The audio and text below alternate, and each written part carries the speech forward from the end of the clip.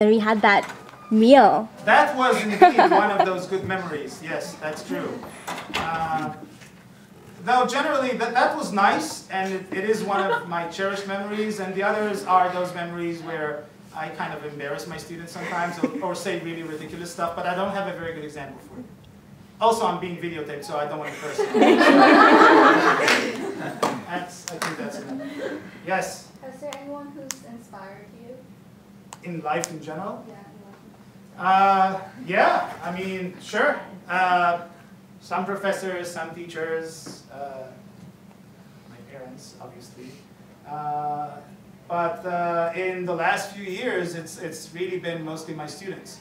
You see, one of the reasons that I wanted to be sort of more involved with student life in general is that I felt that I kind of missed that kind of relationship that I didn't really have with my professors. And don't get me wrong, I had professors that I really, really admired, and I still do. And they're like at the level where like I'm never going to be as good as they are. Like that's the way I see them. But part of it came really from just being uninspired, I guess, by some ideas or inspired by people who didn't do stuff. But really in the last few years, it's mostly about being inspired by students. You know, the guy that I told you about before, Daniel Fields, you know, he was my student, and I know 95% of what he did is his work, maybe 99%. But the fact that, you know, I had these few conversations with him, and that I wrote those letters of recommendation, and you know, to me, it's really inspiring for me because I feel I was part of that process, and eventually, you know, something really great happened. Now, of course, you try to help a lot of students. Not all of them get to where they want to get to, or I should say, to where I would want them to get to. They have their own interests and dreams, and that's fine. But to me, that's something, you know, when something like that happens, when a student of mine gets something that he or she really, really wanted, that's another sleepless night. I mean, that's another reason not to sleep, beyond my baby boy who wakes me up. So, and in a good way. I mean, it's not like I can't sleep because, oh, I have those anxieties, what's going to happen and all that. No, it's just like I'm excited, so I just don't fall asleep. So yeah, that's maybe not the best answer in the world, but that's the one I have. Yes? What's your fondest memory of your college years?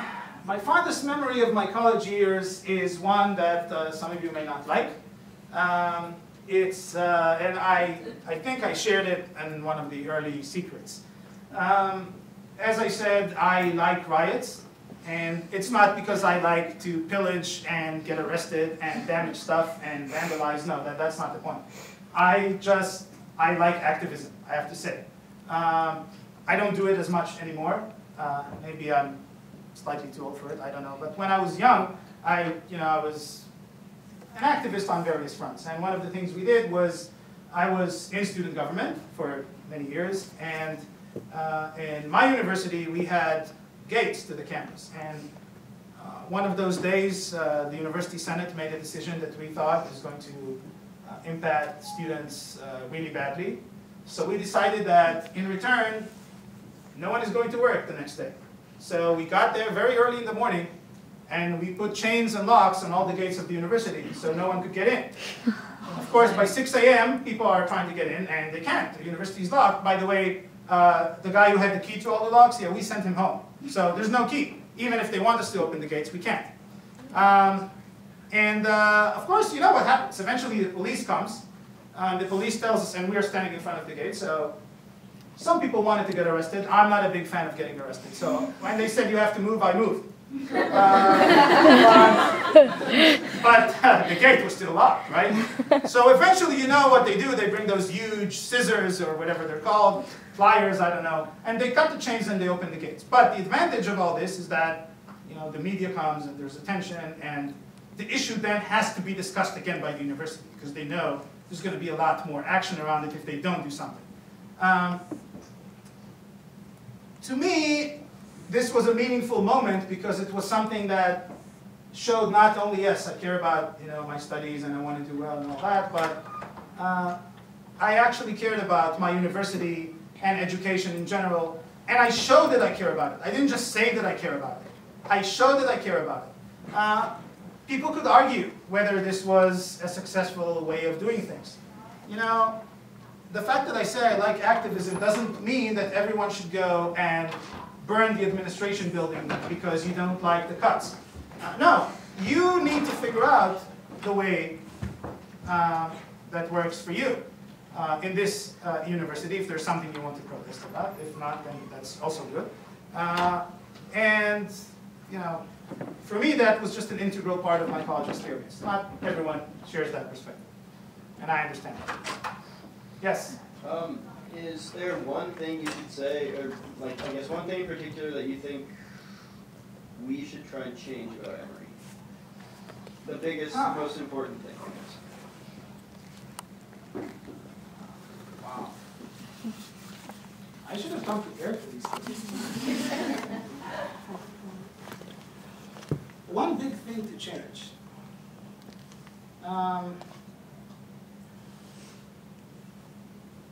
Okay, I don't have one big thing to change, so I'll say one small thing to change. But it's pretty big for most of you. You really, really have to do something about the food quality at college. It's just terrible. I don't understand why there's no demand for good food. And good food is not Chick-fil-A, and I'm not getting into the Chick-fil-A discussion right now. And it's not whatever else is going to come instead of Chick-fil-A. Real food, you know? If you don't know, okay. But I know this sounds like a minor change, but to me this would be like one of those projects I would want to get involved with. And if Cox doesn't change, at least there has to be another venue that accepts your meal plans, where you can actually go and get real food, not the duck where the egg is not real egg, and the vegetables are, I don't know where they're grown, but a place where you can actually get real food. You know, I'm sure some people, we all like junk food from time to time, and that's fine. But you're here for a long time, and you know, health is important. And there are studies that most people not only gain a lot of weight during college because they eat crappy food, but also if you go and get blood tests, you will see that all sorts of, you know how in blood tests you have this, these like ranges, and then you have a plus sign that tells you where you are. If it's outside of the range, like too low or too high, it'll be outside of the range, and then your doctor will tell you, you need to take vitamins, you need to do whatever. Don't take vitamins. Get real food here, eat good food, and you'll see how that too much sodium that you have over there, and I know what I'm talking about because I ate that kind of food in college, and my sodium was like way out of the charts. And then I started eating like fruits and vegetables and also junk food from time to time, and suddenly my sodium came down almost to the opposite end. So I think that would be one thing that might seem small, but worth putting some energy into. Yes?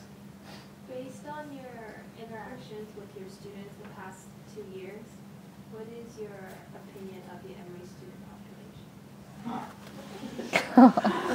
That opinion somewhat changed after this Emory Secrets experience, but not much. You know, I think this is a great school. Almost all of the students I had were wonderful, and those who were, it could have been wonderful had they fixed a few things. And they're a tiny minority, really.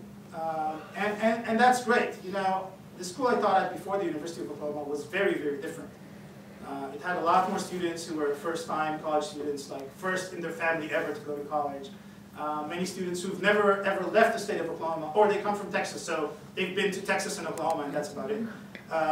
First day, I remember this, the first day of teaching over there, I mentioned some place in Washington, D.C., and I saw that my students have no idea where that place is. And that wasn't like a shop or something. That was like one of the main monuments in Washington, D.C. And so I asked them, how many of you have been to Washington, D.C.? This was a class of 40 people. There were only 2. How many of you have been to New York City? There's only 1 out of 40. So in a sense, here I found that the students are slightly more worldly, if you want. And also a bit more diverse, because people really come from different backgrounds. I think Emory is doing a pretty good job in that. And I am aware of some of the frictions between various groups of different backgrounds. I read all the secrets, so I know what people think, at least those who posted the secrets. But overall, I think in that sense, Emory is doing a good job. And I mean, I have the highest appreciation really for all of my students here. I really enjoyed working here. It was one of the best experiences that I had. So I'm not leaving here very happily. I'll just say, one of the problems that I found here and did not exist in Oklahoma is that there are a lot of people who come here who are under immense pressure to do certain things that they don't necessarily want to do. And in a sense, it's fair. I mean, I can sort of see why someone who's paying $60,000 for somebody else to go to college feels that that person has the right to tell that student, this is what you're going to study and this is what you're going to do. But then it's not so fair, because it really is your life and not whoever else is paying for this. It's not that person's lives. And so I didn't get that pressure when I was teaching at the other university. I get a lot more of that here. And one of my goals from the very beginning was to try to, ease up that pressure.